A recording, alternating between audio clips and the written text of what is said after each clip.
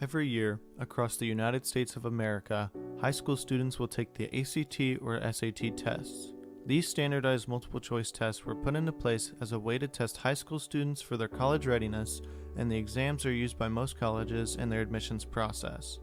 In addition, some scholarships require students to submit their scores in order to apply for such funds. Low-scoring students are often not able to get into their desired college or program because they didn't meet a school's testing requirements and may not receive needed funding for their education based on how they scored. Such tests often don't accurately reflect a student's college readiness, and many studies have proven their inaccuracy. ACT reported that over 60% of people who took the ACT in 2016 reached the college benchmark. However, 60% of those students, once in college, were placed in remedial classes despite their testing scores. A study at Chicago State University reported that the ACT explained only 3.6% of differences in cumulative GPA for the university's graduates who scored middle range of the tests in high school. The exam often overpredicts performance, as the 1992 graduating class had the highest average ACT score in the study but had the poorest academic performance. Research has found that there is a correlation between household income and college readiness scores, finding that the higher income students achieved higher scores overall. This may be partially due to the ACT test's coachability the company uses to sell textbooks and study guides, which lower income students would not have access to. We interviewed some students who have taken the ACT in the past to see what they have to say about their experiences and how it affected them. Here are the results. What are your thoughts on tests like the ACT or SAT? I'm not a big fan because I feel like too much weight is given to them. I mean, there's definitely a purpose for them, but people value it far more than, they should, in my opinion.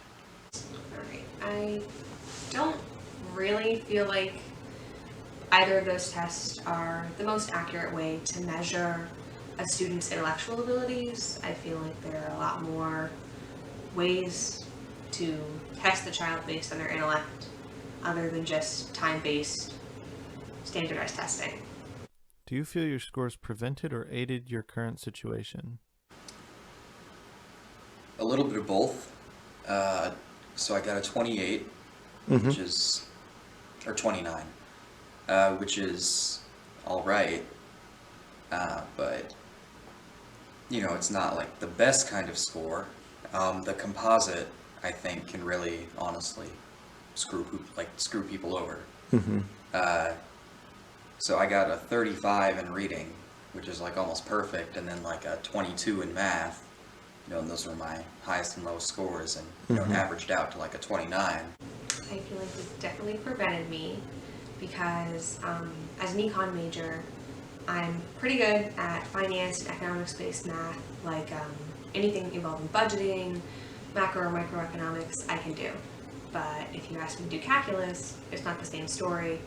And trying to get into colleges with such a low math ACT score, even though mine was probably 18, I want to say, was still difficult because they expect you to be good at business when in reality the math portion of the ACT really has nothing to do with business-based math. Do you think colleges should look at or require ACT scores? Again, I think it'd be helpful if they put more weight upon individual kind of scores based upon what degree you're going into. But yes, I do think they should look at it only for admittance into college. Yes and no. I think that if you're going for something like engineering or any kind of science or math-based degree, then it makes a lot of sense. English, maybe. But if you're going for something more of a liberal arts path, like art or theater or music, those scores really don't have a lot to do with where you see yourself in the future. So I think it's just based on what the student's path is in terms of their career and what they want to do with their higher education. If you could suggest changes to these practices, what would it be? Honestly, different tests for what you want to go to college for. So again, say that I'm going for like a English degree and won't really be doing much math. Maybe having a separate test for people that want to go in an English degree You take that test and you show that to your college, and it's your ability to succeed in your given field. It should be changed based on the individual and what their path is. If you're going to have somebody with more of a liberal arts degree, then ask them questions that are more based on that and test them based on the intelligence of what they plan to do with their future. Here's what some other sources have said about the topic. Research varies on whether the SAT and ACT actually predict student success, but many experts agree the tests can be a barrier to college. That's why the highly ranked University of Chicago is the latest to go test optional. Well, the goal really here is to create access to underrepresented students who don't typically have an opportunity to attend highly selective institutions. One major academic study released in early 2018 looked at hella student admission data from 28 test-optional schools across the U.S., ranging from small liberal arts schools to large public universities. The data was then compared to that of similar schools that still require the test. The report concluded that 1. High school grades are better than tests at predicting how well students will do in college. 2. Schools that were test optional generally saw a big boost in the number of applicants from underrepresented communities, especially low-income students of color. And 3. Students who chose to submit their scores and those who didn't had virtually the same grades and graduation rates in college. Using a test that research has found flaws in to determine a student's ability to further their education is by no means a solution.